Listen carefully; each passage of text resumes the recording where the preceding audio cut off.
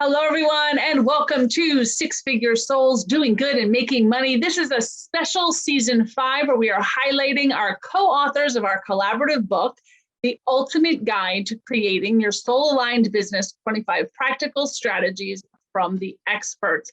I am your host, Camille Miller. I am lead author for the book and pioneer of the soul professional movement. Today we have Amy Flores-Young, also known as Flo-Yo, with us. She is the author of Chapter 8, A Journey from Panic to Profit, The Power of Leveraging Retreats. Welcome, Amy. Thanks for coming on our podcast today and talking a little bit about your experience in writing your chapter. Yeah, I'm just thrilled to be a part of the book.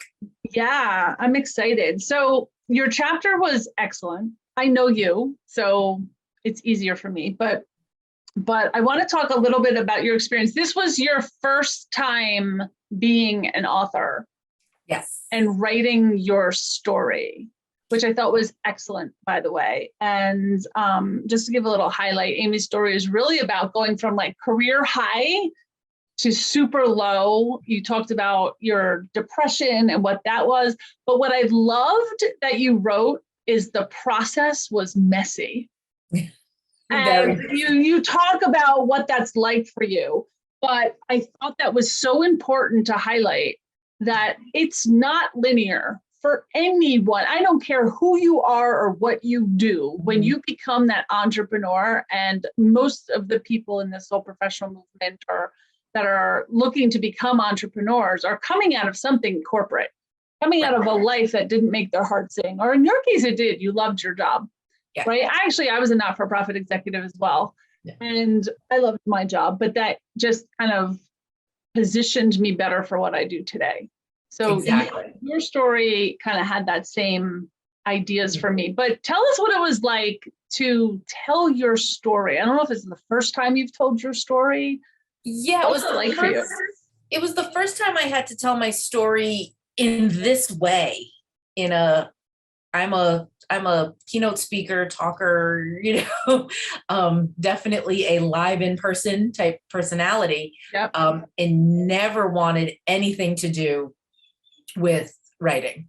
As a travel-based business, when COVID and everything happened, every coach I knew, every person, write the book.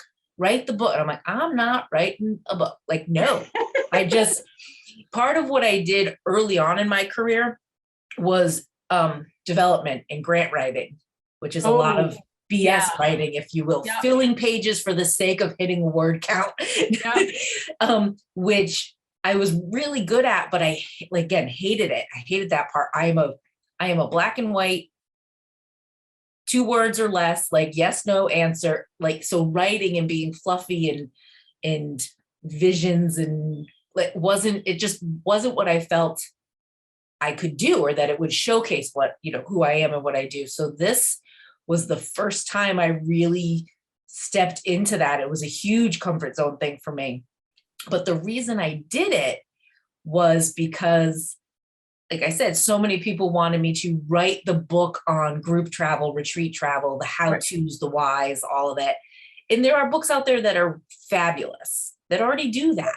Yeah. And I use them, and I tell people who aren't ready for me yet, read the book first, and I send them other people's books. Yep. There was no need to recreate the wheel. That's how I felt. Yep. But when you came, and I think we talked about this even before you officially signed up to be the lead author. You were our first sign-on, by the way. Yeah, I was in before you did it first. Yeah, you were sure you were going to do it because of that title. Creating the soul-aligned business. And that was my whole messy journey. Yeah. I never thought I was somebody that was going to work for myself. I always, like you said, everything in my life previous had been pretty linear. Yeah. Success and you grow, and success and you grow, and success and you grow. So when I switched that into like an entrepreneurial build my own thing, it was success and you fall flat, and success and you fall flat. It was hard. It was a hard, it was hard for my ego to take, because I had been very successful at a very young age and worked up the chain that I was like, wow, this, it just wasn't as I had envisioned. So I thought it was so important to blend, like you do, that holistic, spiritual, whatever you call it, sourced magic that we call it. And that you don't have to be in a wellness, holistic healing enterprise to have a soul aligned business. And I was like, that's it, that I want to be part of this movement. Yeah, it's more about doing things in your joy and doing things authentically. And what I love that you also wrote in your chapter is you talked about outsourcing things that weren't aligned with your genius. And I actually, because I reviewed everyone's chapter before I interviewed them again, I already read it once. And I was like, I think that's what I have to do next. Which I'm starting to actually do, because there's no way I can up level until I get there, and do it more so, right? Because I have a team, but I think I need more players and more very specific to hand off things that I've brought as far as I can do. And then hand them off to people that do them better. So I love how you said when you started to outsource things, that it started to get better for you. Yes, and I've seen so many people because again, I work with many coaches, leaders, practitioners in building out their group of events and retreats. And I've seen it both ways, where people should have probably outsourced a long time ago. Ooh, sorry. And the other way that people outsource too early.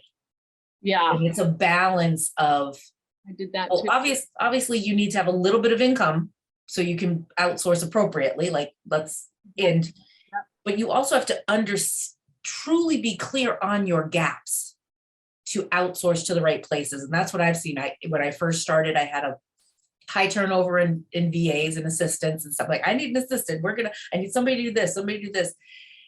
And it didn't flow until I got really clear on all those things. And again, being the boss and the supervisor and running the show at a certain level for so long, not like I was fairly competent in everything. Like, I know you. Like, yeah, I totally get that. Yeah. I am fairly competent in everything. And there's a difference between, and this is for those who don't know, the book by Gay Hendricks, where he talks about the big leap. Yeah, the big leap, the zones of genius, and it's a whole thing. So it's not mine. There's a difference between competence and excelling and genius. Like, that genius is that, again, the thing you do with ease and flow and joy and lightness. That's where you want to stay. Don't bring yourself down into where you're competent and experienced. And again, there are a lot of things I'm really good at that I don't do anymore. And it just, creating that extra space. That's when I saw my business take off.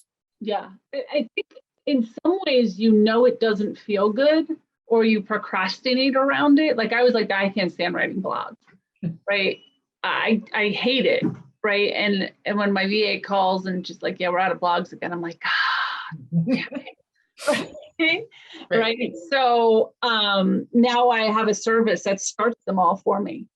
Yeah. Right. So I have like outlines of 60 of them that I just got done. And I'm like, this is going to make my life so much easier. Right. That's like 2 years of material for me. So like, little things like that, though. And like, I hired a marketing team now, and I felt like I brought us as far as I could do it. And I have a master's in marketing, but that ain't my zone of genius. Right. Like, I'm good at it. I get it. I'm really good at theory, but I don't do that stuff. You know what I mean? So I totally get that. I was so aligned reading your chapter. I thought it was so good. And you brought out so many points. And I loved that you highlighted the high ups and the low downs, because I think that's really about the journey. And we don't all start at a really good starting block. Yeah. And of course, when the story that I write about is how I started my business. Like chapter 2, or the next thing we didn't even really talk about. I glanced in it about COVID, I decided to launch a travel-based business 5 years ago. So half of my business lifespan here has been, during in the pandemic. So talk about ups and downs and pivots and whatever you want to call it. But through all of it, I kept sitting back into, like you're saying, that authenticity, that alignment. Everybody, do virtual, write the book, do the workbook, and I was like, no, my zone of genius is that in-person community building, that in-person transformation, as wonderful as virtual is, and that's how we met and how I got into your community, as fabulous as that is. It's not, there is something magical about that in-person experience, and how it transforms you, even when it's a conference or a workshop, and not a woo-woo deep spiritual event. Yeah, there's still something about that in-person activity, and that's my zone of genius, is making those moments happen. So I kind of stake in the ground, held firm to, okay, what am I going to do in the in-person space, and use the pandemic to get really clear on what that was going to be. And I've doubled my business. I was going to say, you last year skyrocketed, right? Yeah. And I've seen you get so focused. Yeah, and that's exactly. Yeah, and that's what came through aligning. Yeah, and by the way, for our listeners, Amy's running our first soul professional experience. We'll be hearing more about that in the coming months. But you're doing this more like strategic planning and retreats and special experiences. Yeah. Do you feel, I'm just curious, this isn't about the book, but do you feel that people are going back in that direction, but they want more of an experience? I feel this way. I want more of an experience than I do the old way of doing a conference. Yes, absolutely. And that's, like I said, because I listened hard to the communities that I was lucky enough to get into during that virtual. I had not for nothing, I had a lot of spare time. I poked around in a lot of places to find my people, right? And as I was doing that, like I said, I listened really hard and saw early on, started seeing the trend. And again, this is what I'm good at. So I started seeing where the trend was going to end. I saw it way before that first month or two, when we then knew it was going to be more than a couple weeks. When that shift happened, I saw it, that, this is a big awakening for the planet, right? Not to get, because I am not deep spiritual. I work with a lot of great healers and holistic people. But honestly, if you had told me that was going to be the space, the playground I was playing in, and that I was going to be in something called soul aligned, I would have been like, you're off your rocker. because I'm very pragmatic, black and white, born and bred masshole. It is what it is, that East Coast, and we do what we do. But again, in listening in and really getting to tune into myself through that process of building a business, there's no such thing as work-life balance. It's your life. It's you. Yeah, you're giving something up when you're balancing. It's all of those, again, and seeing your life in segments and silos, and all that went away. Yeah. And so people, like you said, people are craving deeper experiences. They are more open because of that virtual meeting and connection. They're more vulnerable in person to go to places where they don't know everybody and meet new people and be in new cultures. People are taking more risks in that way, in their comfort zone. I'm not, not high risk, but their comfort zones. I think everybody realized, not everybody, but there was a big realization that we were all just content, and that's not good enough.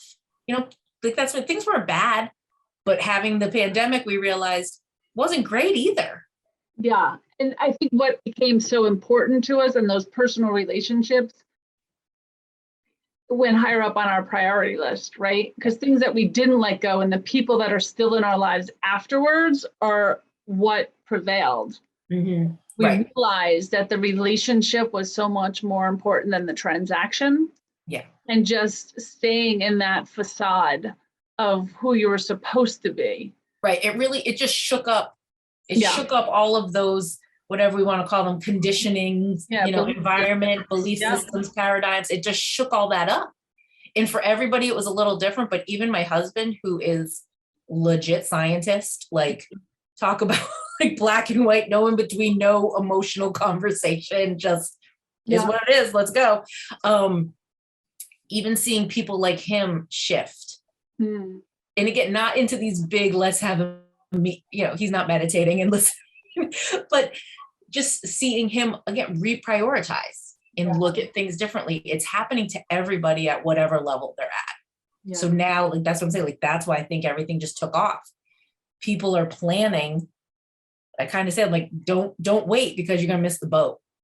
Most of my clients have already planned out 2023 and into 2024. It's happening and they want to catch that wave and be part of that momentum. Yeah. I totally get that. I can see that. I mean, even myself, I'm looking for the experience now. Yeah. I want something where I'm traveling more and it doesn't have to be fancy. It just has and like what you're building, and like what we're building is that it's an event. There is value to it, business-wise, education, all that stuff, but it's an experience. It's fun. It's light. It's, and that's the thing. No more, sitting in a dark conference room for days on end. And that's why we've never done one. Right. Because I didn't even want to go. Right. And like you're saying, it's not, and for those leaders, like you say, so many of the leaders are tired of, having to hold everyone else up. Mm-hmm. And I get that, like, because that's where I was in my career spaces. I was burning myself out by holding everybody else up. Yep. Right. So as I'm working with many different leaders, they're saying the same thing is I want it to be a group. I want it to be back and forth. I want it to be personal and not me on a stage sharing. They want everything to be reciprocal. Yeah. And again, and there's a way to do that even in a large event where you get that intimate feeling. Yeah. Awesome. Yeah. Right. So back to the book. Yes. What I think your chapter was so filled with great advice that made us talk all this other one. But how do you feel about the book as a collaborative project? Like, were you able to read a couple other chapters? Now a few more of the authors, and we all didn't, including myself, didn't know everyone else. I did not know all of these authors that are in this book. I kind of sat back and said, let me see who comes forward. Let me see how it happens. Mm-hmm. And I was fortunate that a lot of authors invited other authors. So it is way beyond the people that I knew previously. So I'm so excited. Yeah. My first read through of the book, I was blown away at how good this book is. What were your thoughts? Out of 25 people, I only knew 3. One that was already in our community. Oh no, sorry, 4. Forgot about Gail. Shout out to Gail. So 4. But that's also because we're in the same community. Yeah. And just being able to see who else, like you say, who else got brought in, who else was there. It's been amazing. And I love that it's such a balance of, yes, soulful, practitioners, holistic kind of people to help you heal and be on your journey and figure out what soul alignment is and how they've incorporated that. But then it's also a huge, there's a group of like us who consider ourselves soul aligned, purpose before profit, and all of those things. We say purpose with profit. Purpose beyond profit. Beyond profit, exactly. Yeah, it was like not to confuse people, but but there's purpose but that we're not practitioners or healers or wellness professionals in that traditionally identified way. And that's what drew me to the book. And that's, again, getting to meet all of these other authors who are kind of playing in this space and saying, like you do, like your mantra, like we're going to change how business is done. It's not 9 to 5. It's not work and home. It's not, that we have to be more. And I'm a human doing much more than a human being, but that's okay. And for, like you say, to say, yeah, I do a lot. I'm a mover. Sitting back is hard for me. Yeah. And that I always used to try to fight against that, but getting to know these people and hear their stories and see the similarities of that's how they found their way. Like, oh, it's okay for me to find that way too. That's what I realized in so many of these kind of anthology books is I hope we do more and share more. And I know you've got more on the burner because it shows that there's no right way. And that's what I think is so important, because so many of us start our own businesses with the program or the coach or the whatever, which are all great. I love my coaches, but it took me a while to find the right ones. Yeah. So I think that's for a lot of soul aligned people. Exactly. That's all just part of it. Speaks your language. Yeah. Yeah. And that we say, don't shit all over yourself. So much of my business growth was dropping I'm an entrepreneur, so I should be writing a blog twice a month. I should be doing this. And it was like, hello, that's why this is here. Yeah. What brings me joy? What keeps me light and doing and moving, in an easeful way? That's what I'm doing. Everything else kind of fell away and my business took off. Beautiful thing. Yeah. When you're in the flow. Yeah. That's where you want to be. All right. Well, thank you, Amy, for your time today and being a part of our podcast. Anytime, you know where to find me. I do. I want to thank, first I want to remind everyone how to get the book. It's called The Ultimate Guide to Creating Your Soul Aligned Business, 25 Practical Strategies from the Experts. You can find it on Amazon. There is an ebook and a paperback. Very, very important. Go to Amazon. You can either do it through the Soul Aligned Business. You can find it through Soul Professionals. You can do it for Entrepreneur. I forget what all our keywords are, but Soul Aligned Business is probably the most important, or Soul Professional. And pick it up. Let us know what you think. If you got it, please review it. We'd love to see all of your reviews and what you thought, and let us know. All right. Well, thank you everyone for joining us today. For more information about the Soul Professional movement, you can go to soulprofessional.com. This podcast is sponsored by the National Life Business Partnership, a global professional organization and business incubator for the soul aligned entrepreneur. If you live in a higher vibration, have an alternative approach to business, and want to help repair the world, come check us out at soulprofessional.com. Come to a meet and greet and just see if we're your people. You can find the schedule and the time charts, because we're in every time zone, and come out. Thank you, Amy, again for your time today and being a part of this author interview series. Thanks so much. All right, bye-bye.